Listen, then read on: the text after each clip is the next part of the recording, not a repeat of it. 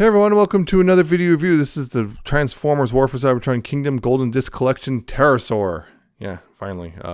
He's here, and it's the last member of the, I guess, Golden Disc Collection. You can see him there in his, Pterodon mode, and we'll put him off to the side real quick, because we're going to look at the box here, which, it is a, once again, Golden Disc box. So you got the green with the golden disc there. You got Transformers and Generations, all that stuff there. You got Kingdom logo and all that.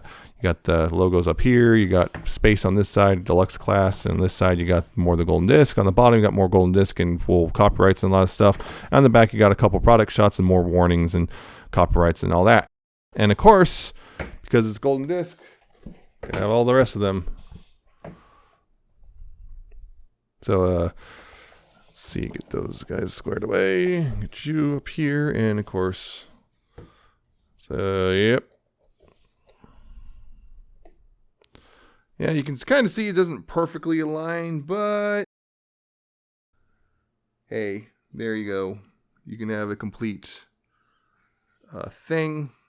Although, yeah, you can see the boxes are all different sizes. But you can have a complete picture of a golden disc if you really want, although, again, it's slightly off. But hey, whatever. That's a thing.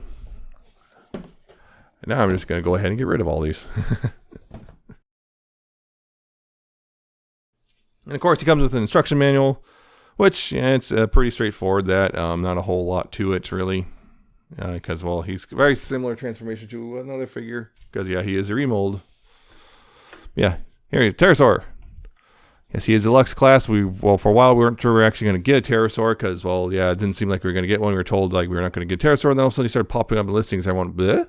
I thought we weren't getting a Terrorsaur. It turns out we're getting a Terrorsaur. And also got this slightly off. There we go. And there we go. That's better. Yeah, that's something I'll have to talk about. Yeah, that bit right there. Because, yeah, the wings, unfortunately, are a thing. Yeah, you can see his Terrorsaur. Pretty much, you know, kind of decoed like he is in the show. It's going to be annoying, you can tell. Yeah, he's decoed like he is in the original cartoon. You know, he's red, some black spotting up back here. You know, we got the nice leathering detail on the wings. Got the yellow beak, some green eyes, very angry looking too. Some teeth coming out of the beak as well. He's kind of a little thicker than he was in the cartoon, but that's because of just the realities of, you know, Transformers. Just, you know, they have to obey physics in the real world versus the cartoon that can cheat. He can, as you see, he's standing, although this way I've got him, he's a little front heavy, so if you're not careful, he'll tip over pretty easily, particularly with the ball jointed feet here. But, you know, he can stand pretty well, all things considered. The other thing is, yeah, he's comes with his gun, which can tab in right here on the other side of his hip here. It's tabbing right there. He's got right there like that. You can also have him standing differently if you want. You can, you know, have him standing more like this. You know, kind of, yeah, that's the thing. I'll get to that in just a bit. Yeah, you can have, you know, use, you know, these hinges and stuff and have him kind of more like he is often in the, he often was in the cartoon. Just kind of, yeah, standing more like this. That sort of thing. Do that if you want, which is pretty nice. Yeah, Opposability. You know, head can look up and down and look left and right. The jaw can, yeah, the beak can open pretty well. There's right there. Let's see, you got multiple hinges in the wings. You got a hinge here. Technically, you got a hinge here. You got a double jointed hinge there. You got a hinge here. You got these can go in and out.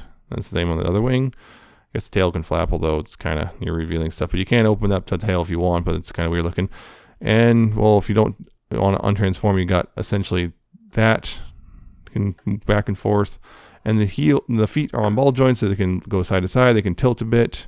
They can go forward and back. There's a bit of range there, although somewhat limited due to sculpting and whatnot. But yeah, the wings. Unfortunately, this is a very common issue. Not everyone has this problem, but apparently it's common, very, very common. I'm seeing it as a pop-up a lot, which is the wings here. These bits right here, unfortunately, come off real easily. They do not hold on for whatever reason. These little pegs simply do not hold the wings very secure onto the figure, and I can't figure out why. Unfortunately, or again, my guess is that the pegs were they're just too small for it or whatever. Whichever, regardless, it just simply they want to hold super well, so it's really easy to accidentally knock the wings off. As you saw multiple times, it's kind of annoying. He also comes with one other accessory, but I'm not gonna talk about it right now. Yeah, comparisons real quick. Not gonna do a whole lot in this mode, but here he is with, the mold. He's based on Air Razor. Yeah, he's based off Air Razor. Not super modified, but modified significantly enough, particularly in certain areas where it's like, okay, yeah. And he's definitely got some modification, but yeah, you can, you can kind of see the common origin. You can kind of see the commonalities between them. So there's that. And one of the times I can actually do this, here he is with the original Terrorsaur. Yeah, the original Beast Wars Terrorsaur. Of course, it's all askew right now, but yeah, the original Beast Wars Terrorsaur is right there. The original basic. Yep, bit of a soft spot for that guy. So yeah, that's another comparison. There you go. So to transform him, it's actually pretty similar to Air Razor. There's some minor differences. One thing, take the weapon off if you haven't already. So do that, and then take the leg here and extend it out, and then swivel up the hip, bring it down, extend the leg here at the knee, and then here at the ankle, rotate the foot around, rotate it at the knee, and then that's one leg done. Same thing here, out, swivel, hip, rotate the knee, bring it down at the ankle there, rotate the foot around, and then rotate the knee around. There you go. That's the lower half done, essentially. Then go ahead and bring this up. You can rotate the waist around like that. Like so. And now you can be standing. Like so. At this point, go ahead and take the arms and untab them from the side, rotate them around the bicep, and bring the wrist down. Rotate it to the side, bring the wrist down, all that stuff right there. And you can go ahead right here, knock the wing off. You can go ahead and do that. You can go ahead right here and go ahead and bring that back like so. And bring that back right there. You take the head platform and bring it out. This is when you should do it, because that way you have the clearance. Then take this head. You want to rotate it right here at this hole, and then this hinge right here, you want to bring it back like that. I guess that is also a point of articulation in the Beast mode, but it does break the sculpt, and it's really stiff, and it clearly clicks into place for each mode, so that's the thing. But yeah, then you can take this whole assembly right here. There's like multiple hinges here. You go ahead and bring this down like that. Like that, and bring it in, and then you can bring the backpack and close that up. So. And one last thing you want to do here is, of course, much like Air Razor, you bring the wings back like this. And at this hinge, you bring them back, and at this hinge, you want to double. You double hinge and use this tab to go in that slot. Knock the wing off. I'll just reattach it after I'm done with that. Yeah, so it collapses like this, and then you can bring it in and tab it in that slot like so. Then bend it at this hinge and knock this thing off. And this wing, you then go ahead and just collapse down like that. So same thing on here. Close up with the double hinge, rotate that central hinge and tab that in. Bring that hinge out and collapse that down. And there you go. That's pretty much Terrorsaur in his robot mode once I get him standing. This is robot mode. I have to say, it's actually a pretty good robot mode, everything considered. It's actually pretty close to the show. Of course, the one thing they can't do is make the wings shrink, because, again, physics are a thing and budgets are a thing. So, this thing would have cost like $200. They figure out a way to collapse those wings down, like be a billion panels, and I could collapse them down and have little fake wings or whatever. Whatever. He actually looks really good. You can see that. He's primarily red with bits of silver here and there. Very nice head sculpt and, yellow eyes and everything. He's got a very show accurate looking head. Yeah, you got the spotty, fake, the chest thing, that whole thing. Got some silver here on the elbows, some silver, there, silver there on the knees, and He even got the little claw feet thing that he had in the show as well. It's really nice. It's generally really nice. And the backpack, all things considered, does clean up well, and the head does sit the way it's supposed to, even if it, again, doesn't shrink down and all that stuff, because, can't. Yeah, it's largely a really nice looking deluxe figure. I really like this thing, particularly since considering we weren't going to get a Terrorsaur and then suddenly we were. So yeah, that's a thing. And he's also kind of weird in that he stands out in the Golden Disc collection, that he's the one who's just not, unlike all the other guys in the Golden Disc collection, he's not a weird obscure reference. He is a main character from season 1 of Beast Wars. So he's kind of the odd man out there. And that lends credence to the idea that they weren't going to make a Terrorsaur until they were. But yeah, he can hold his gun, because, just simple 5mm peg if you want.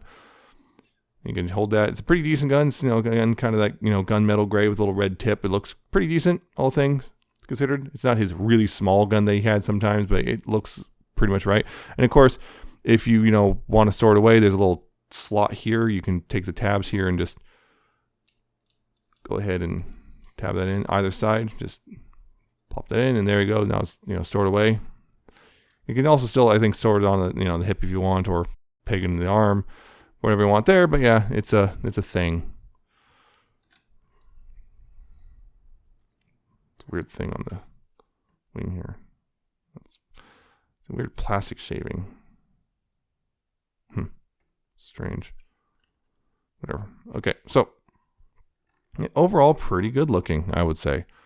Yeah, he also comes with a golden disc, which is, it's the same one that came with the Arc, and it's the Vox one, so it's got the weird Vox symbols on the back and the Sounds of Earth on this side, and yeah, it's pretty much the exact same mold. So yeah, if you have the Arc, you have one of these already. He can't hold it in any real meaningful way. He doesn't have like slots in his hands or anything. You can kind of fake it like they did in the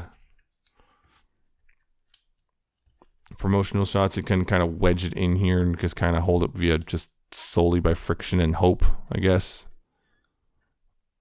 I think. Let's see if I can. I think it can.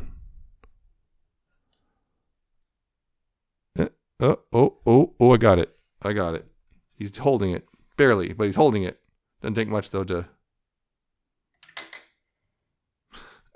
Yeah, it doesn't take that much to do that. But still, he has it. I guess that's kind of neat. He's the only one of the Golden Disc collection to actually come with a Golden Disc. That's the thing. It's not super useful, but hey, if you wanted a Golden Disc, you didn't want to get the Arc, here's a way to get it cheaper. Yeah. That's the big problem, though, is the stupid wing things. I don't know how to fix that. I don't know if there is a way to fix that, but yeah, it's annoying. This sometimes doesn't. I notice that when you tab it in here, it doesn't take much to knock it loose. But for me, the person, he's gonna be holding his gun anyway, so that's not a huge deal. Yeah, opposability though, his head, ball joint, left to right. You got a little bit up and down. You got no real waggle because of head shape, but you got some opposability. You got shoulders, which can go all the way around. You got that much outward. You got a bicep swivel, of course. Elbow bend, a little over 90 degrees. No wrist swivel, but you can do this, I guess. Well, at least, hold on. No wrist swivel. I was stop for a second. I was like, did they add a wrist swivel? No. Waist swivel is a thing there, although depending on how you do things, a little limited. If you move this out, you'll get full waist swivel, which is nice. And the wings pretty much can behave just like the alt mode if you want. So you can flare them out. You can flare them out, unclip them and flare them out all the way if you want. Be more like the original toy, but I'm just going to go ahead and collapse them down. I kind of like how it looks that way. Just, stop popping off. That would be annoying. Hips. Weirdly enough, there's a plate here for no reason. You don't really need it to get out of the way. The way it's designed, there's no reason for this to be here, but it is. So yeah, you can do that if you want. Show off. Yeah, hips could go forward. You got back about that far before it starts banging and stuff, unless you lift this all the way. You got about that much then. If you get that lifted out of the way, this comes off again. Outward, pretty far. Got a swivel right above the knee. You got very deep knee bend, which is real nice. Ankle, you got this thing if you need that for any reason. I'm not sure if there's any pose that will need it, but if you need that for anything, it's there. And once again, the feet are on ball joints, so you got you can twist, you can go up and down, you got a little bit of tilting. There's a lot there. Yep. Such a thing. So yeah, that's Terrorsaur. Some comparisons. Here's of course with the mold. Based on Airazor. They did actually, I think they made him a little bit, he's kind of bulkier in general. You know, they actually did a good job of actually making him feel bulkier, despite being, you know, based on the same mold. I think he might even be a slight bit taller. Maybe. Anyway, he feels definitely bulkier overall. He feels bulkier, even though he's the same mold. So that's an actual, you know, impressive thing they did.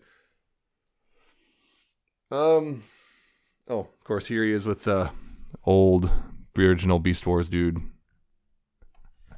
Still kind of like this guy, even though he's not at all show accurate. But, you know, the purple is a nice touch and, you know, all that stuff. It's a thing. He's obviously knows bigger because, yeah, basic, $5 basic from 1996 versus a $23 deluxe from 2022.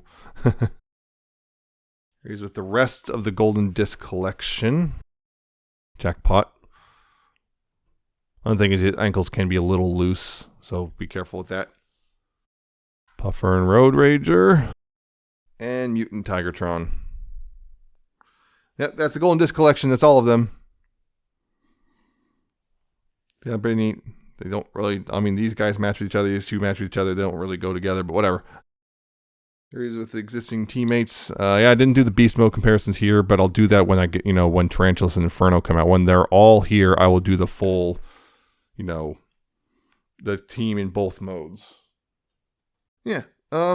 He is taller than the other deluxes. You notice that he is significant. He is taller than the rest of them. So, except for maybe Black Rat. Yeah. But yeah, he is a bit bigger, so that kind of works. Terrorsaur was always kind of a big dude in the show, so it kind of works. Although, yeah, a lot of people point out he should really wishing he was a Voyager, but you know, it is what it is.